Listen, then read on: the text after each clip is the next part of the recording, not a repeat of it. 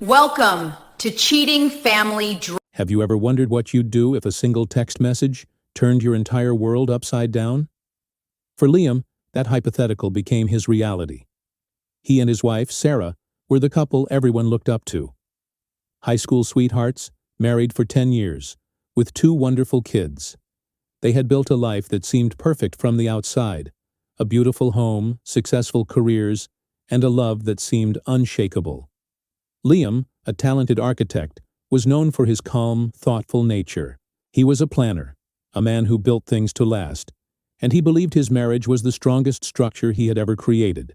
But one ordinary Tuesday evening, a single crack appeared, and it threatened to bring the whole thing crashing down.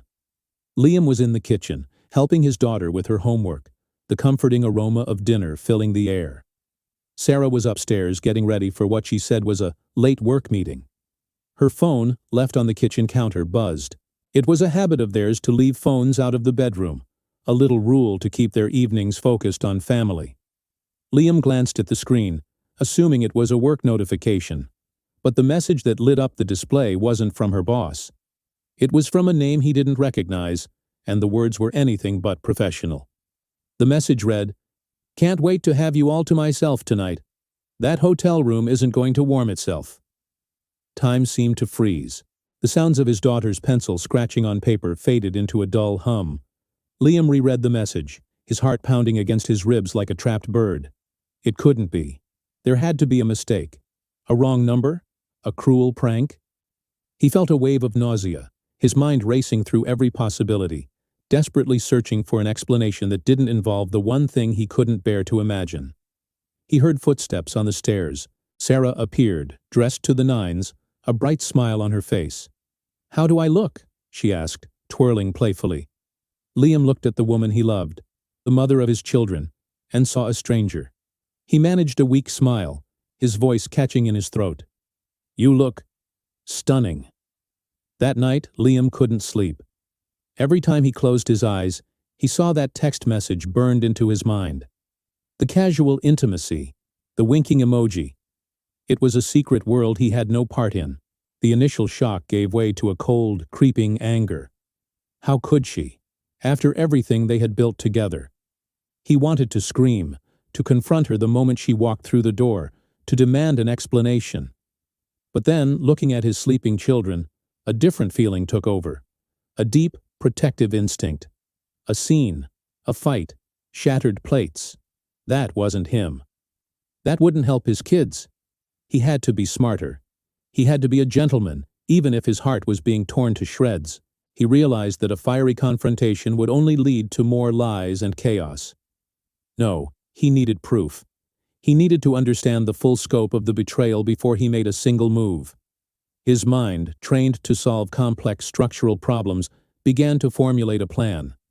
It had to be quiet, precise, and unassailable. He wasn't just fighting for his own dignity anymore. He was fighting for a stable future for his children, no matter what that future looked like. He took a deep breath, the architect in him taking over. He would deconstruct this lie, piece by piece, until he had the undeniable truth. The storm was coming, but he would be the calm at its center. The next few days were the hardest of Liam's life. He had to pretend everything was normal. He made breakfast, helped with homework, and listened to Sarah talk about her stressful work projects, all while feeling like a ghost in his own home. The politeness was a mask, a suit of armor he wore to hide his shattered heart.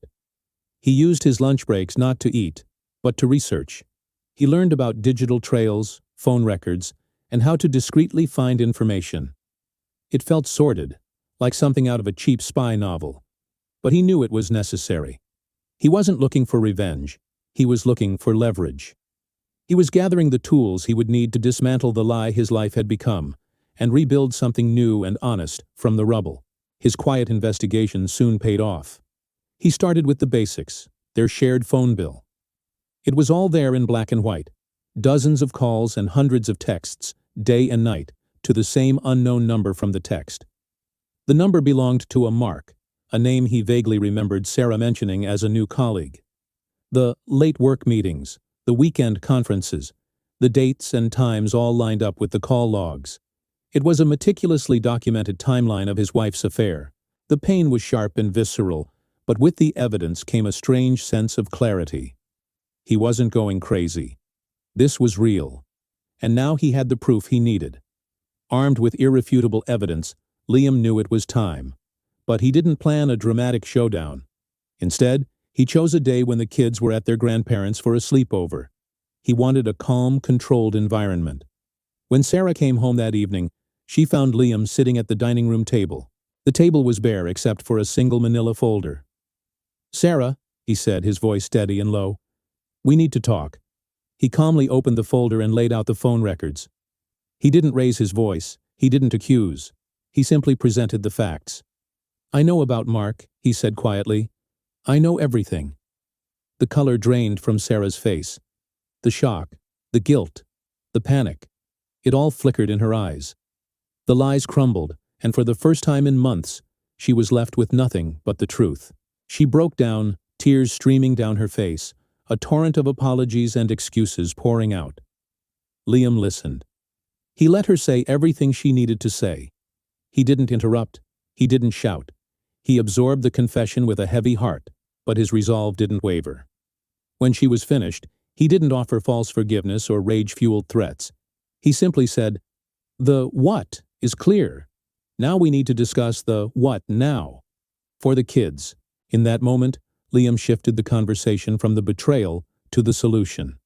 He wasn't there to rehash the past. He was there to build a future. He had already spoken to a lawyer, not to attack Sarah, but to understand his options. He presented a separation agreement he had drafted, one that was surprisingly fair. It prioritized the children's well-being above all else, outlining shared custody and a clear division of assets that would ensure both he and Sarah could provide stable homes. He was treating their divorce like one of his architectural projects, with precision, foresight, and a focus on creating a functional, stable structure for the people who mattered most, his children. Sarah, stunned by his composure and fairness, knew she couldn't fight it. He had handled it like a true gentleman. In the end, Liam's approach saved them from a bitter, prolonged battle. By taking control, gathering evidence, and approaching the confrontation with logic instead of rage, he protected his children from the worst of the fallout. He showed that true strength isn't about how loudly you can shout, but how calmly you can navigate a crisis. His life was changed forever by that one text message, but he chose to be the architect of his own future, building a new life on a foundation of dignity and respect. He proved that even when your world falls apart, you can handle it